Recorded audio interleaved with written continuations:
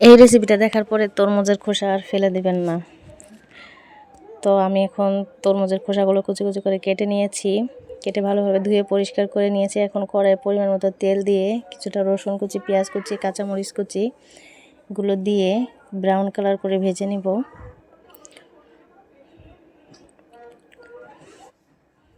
পেঁয়াজ কাঁচামরিচগুলো brown colour করে ভেজে নিব।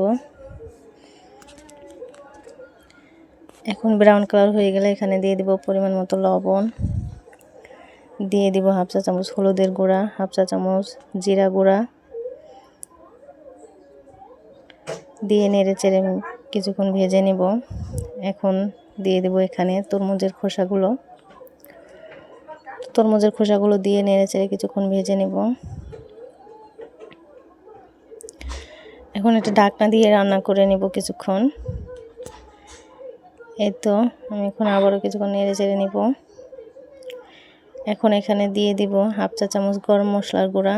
আমি প্রায় ভাজিতে এই মশলাটা দিয়ে থাকি, তাতে টেস্ট এবং ফ্লেভার খুবই সুন্দর আসে। আর আপনারা তরমুজের খোসা না ফেলে দিয়ে এভাবে একবার ট্রাই করে দেখতে পারেন।